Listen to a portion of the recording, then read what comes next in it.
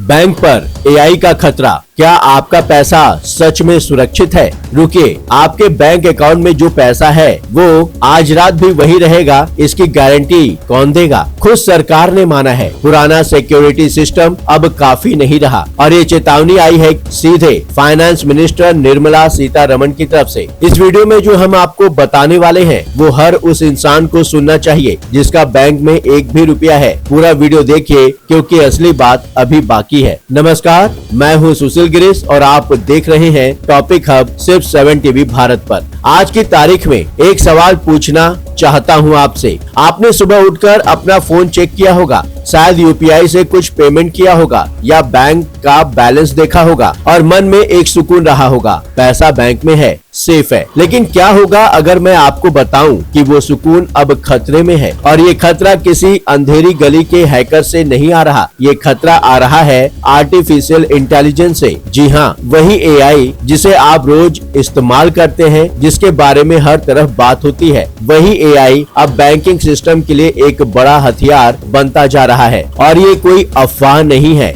ये चेतावनी आई है सीधे फाइनेंस मिनिस्टर निर्मला सीतारमण की तरफ से। तो आज टॉपिक हब पर हम इसी मुद्दे को खोलने वाले हैं पूरी गहराई से, बिना लाग लपेट के। और जो लोग बीच में वीडियो छोड़ देते हैं उनसे खास गुजारिश है, आज मत जाइए क्योंकि असली बात अभी शुरू होने वाली है। तो पहले समझते हैं खतरा है क्या असल में। अभी तक जब साइबर अटैक की बात होती थी तो दिमाग में आता था एक हैकर कोई अंधेरे कमरे में बैठा है, कोड लिख रहा है, सिस्टम में घुसने की कोशिश कर रहा है और बैंक के सिक्योरिटी सिस्टम उसे रोक लेते थे। लेकिन अब खेल बदल चुका है। अब अटैक मैनुअल नहीं रहा, अब अटैक हो रहा है ऑटोमेटेड, इंटेलिजेंट और बेहद तेज। एक हालिया रिपोर्ट में जो बात सामने आई है वो सच में चौंकाने वाली है। एक एडवांस एआई मॉडल का जिक्र किया गया है जो इतना पावरफुल है कि वो खुद से सिस्टम की कमजोरियां ढूंढ सकता है, खुद से वीक पॉइंट्स पहचान सकता है और खुद से अटैक करने के नए तरीके भी बना सकता है। सोचिए जरा, जो काम पहले एक हैकर को महीनों लगते थे वही काम एआई अब कुछ मिनटों में कर सकता है, मिनटों में। बस इतना सोचिए और समझ जाइए कि सरकार की नींद क्यों उड़ गई है।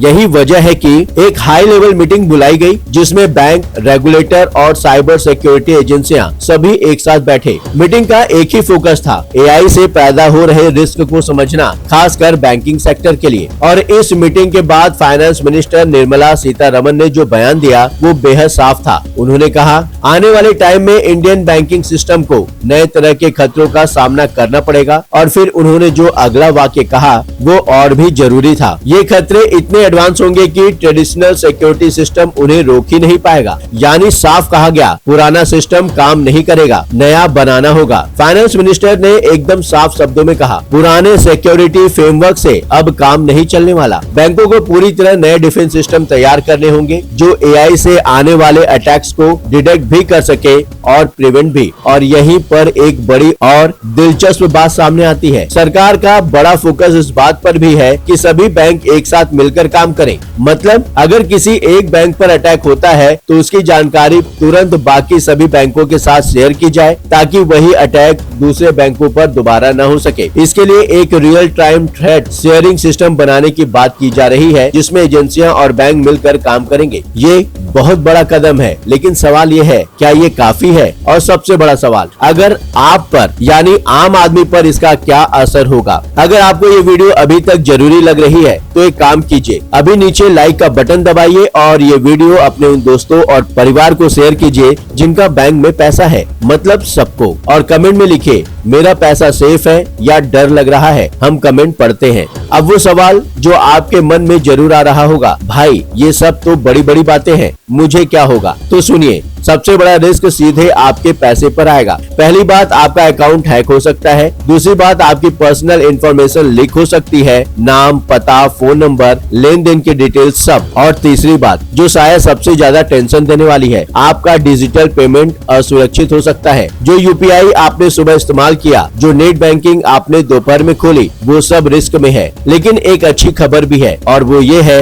जिस एआई से खतरा है उसी एआई का इस्तेमाल डिफेंस के लिए भी किया जा सकता है। सकता है। अगर बैंक समय रहते अपग्रेड हो जाते हैं तो फ्यूचर में बैंकिंग सिस्टम पहले से कहीं ज्यादा सिक्योर भी बन सकता है। यानी ये वही सिक्के के दो पहलू वाली बात है, खतरा भी एआई, बचाव भी एआई। लेकिन सवाल यह है बैंक कितनी जल्दी इस पर काम करते हैं। और अब मैं आपको इस कहानी का एक और पहलू बताता हूँ जो शायद आपने सोचा भी न हो। उस हाई लेवल मीटिंग में फाइनेंस मिनिस्टर ने सिर्फ एआई का खतरा नहीं उठाया, उन्होंने एक और खतरे की बात की, वेस्ट एशिया का। जी हाँ, सरकार ने साफ कहा है कि वेस्ट एशिया में जो तनाव चल रहा है उस पर लगातार नजर बनाए हुए है। अब आप सोच रहे होंगे वेस्ट एशिया और मेरे बैंक अकाउंट का क्या कनेक्शन है? बहुत गहरा कनेक्शन है। वेस्ट एशिया दुनिया के सबसे बड़े ऑयल प्रोड्यूसिंग रीजन्स में से एक है और इंडिया अपनी एनर्जी जरूरतों के लिए काफी हद तक इसी रीजन पर डिपेंड करता है। आप सोचिए, अगर वहाँ कॉन्फ्लिक्ट बढ़ता है, कभी सुलझता दिखता है, कभी बिगड़ जाता है, तो तेल के दाम बढ़ेंगे। तेल महंगा हुआ, ट्रांसपोर्ट कॉस्ट बढ़ेगी, ट्रांसपोर्ट कॉस्ट बढ़ी, इन्फ्लेशन बढ़ेगा, इन्फ्लेशन बढ़ा, पूरी इकोनॉमी पर प्रेशर आएगा। और जब इकोनॉमी पर प्रेशर आता है, सबसे पहले असर होता है बैंकिंग और फाइनेंशियल सिस्टम पर। यानी एक तरफ एआई का डिजिटल खतरा, दूसरी तरफ वेस्ट एशिया का जियोपॉलिटिकल रिस्क, दोनों मिलकर बैंकिंग सिस्टम पर डबल प्रेशर बना सकते हैं। और ये डबल प्रेशर आपकी जेब तक पहुंच सकता है, आपके घर तक पहुंच सकता है। और इस पूरे मुद्दे पर एक्सपर्ट का भी अपना साफ मानना है। वो कहते हैं आने वाले 5 से 10 साल बैंकिंग सेक्टर के लिए सबसे क्रिटिकल टाइम होने वाला है, क्योंकि इसी दौरान तय होगा कौन से बैंक इस डिजिटल रिवॉल्यूशन में सरवाइव करेंगे और कौन से पीछे छूट जाएंगे। और इसमें सबसे बड़ा फैक्टर होगा सिक्योरिटी। जो सिक्योरिटी में मजबूत रहा वो कामयाब, जो पिछड़ गया वो फेल। और ये सिर्फ बैंकों की बात नहीं है, ये आपकी और हमारी पसंद की बात भी है। जो बैंक आपका डेटा सुरक्षित रखेगा, जो आपका पैसा सुरक्षित रखेगा,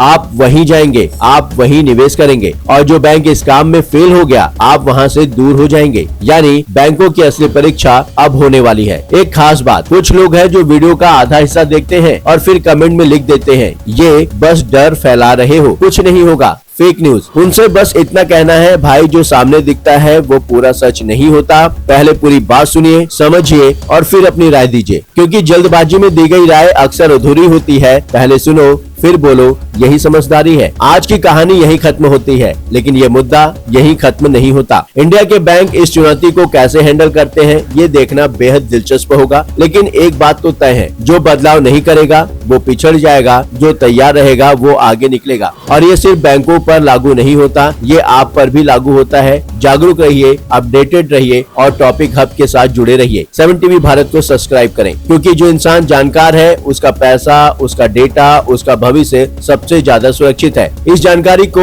अपने लोगों के साथ, अपने जानकारों के साथ जरूर शेयर कीजिए, लाइक कीजिए, कमेंट कीजिए और 7 टीवी भारत को सब्सक्राइब कीजिए। ऐसे ही जरूरत और असली खबरों के साथ मैं सुशील गिरीश आपसे मिलता रहूंगा। आज के लिए बस इतना ही। नमस्कार।